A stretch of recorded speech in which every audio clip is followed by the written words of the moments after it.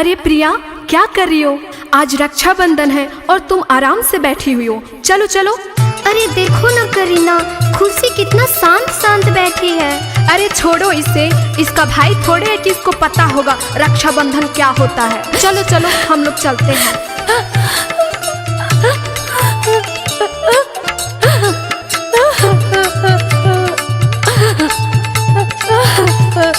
जय बाबा गुरु गोरखनाथ।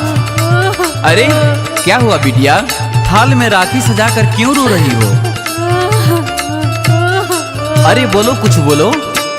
रहिते जे भैया तो सुनती नहीं तनावा, और सुनती नहीं तनावा तो भैया बिना सुना लागे, भैया बिना सुना लागे।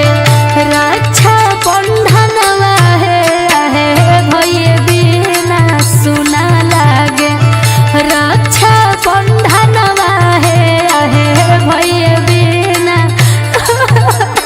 अरे रो नहीं, चुप हो जाओ, चुप हो जाओ बिटिया। बाबा हम तो अपना बारे में बता देनी, बाकी रहुआ बताए आखिर रहुआ कैसे जोगी बन गई नी? एक ही बहिनिया रहली घर के सुगानावा, यार घर के सुगानावा हो। उहो रे बहिनिया होई, उहो रे बहिनिया होई। गइली बीरनवा होए, उहो रे बहिनिया होई। गइली बीरनवा होए, उहो रे बहिनिया होई।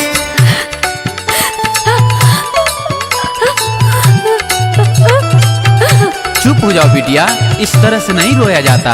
आज रक्षाबंधन है। म्यूजिक बाय टिंकू तूफान।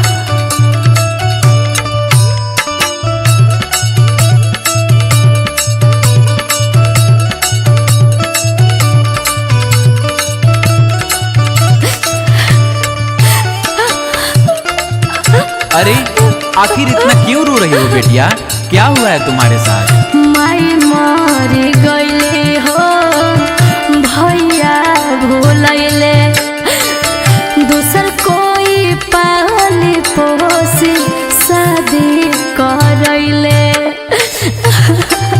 अरे मेरे साथ भी तो ऐसा ही कुछ घटना हुआ है। का बाबा?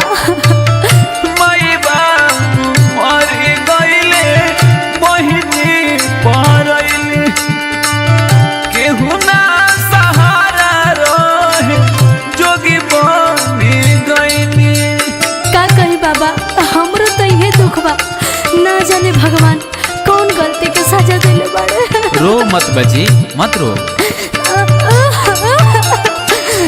छोड़ी चली गईल जाने कबा, ना करनावा हो कबा, ना करनावा तो भैया बिना सुना लागे, भैया बिना सुना लागे। रक्षा बंधनवा है भैया बिना सुना लागे, रक्षा बंधनवा है भैया बिना।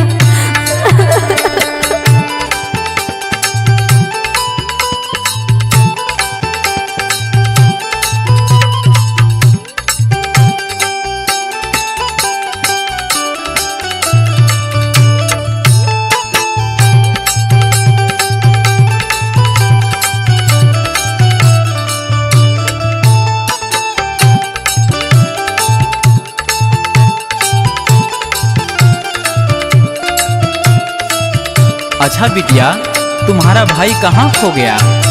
राखी कीने गइल रहनी, दोनों बहिन भैया गइले भुलाई, खाली रह गइल कलैया। अच्छा तुम्हारा नाम क्या है बिटिया? बाबा हमार नाम तो खुशी हो। का खुशी? तू ही बारू बहिनी हो, तू ही बारू बहिनी। कोई साल से तोहरा के खोजत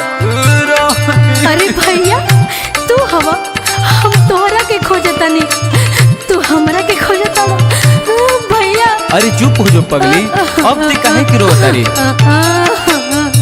मिल गइल भैया पूरा हो गइल सपनावा होगा इल सपनावा तो आज राखी बांधी के करब, आज राखी बांधी के करब पूरा यार मनवा हो, आज राखी बांधी के करब पूरा यार मनवा है, तोहरा राखी बांधब भैया।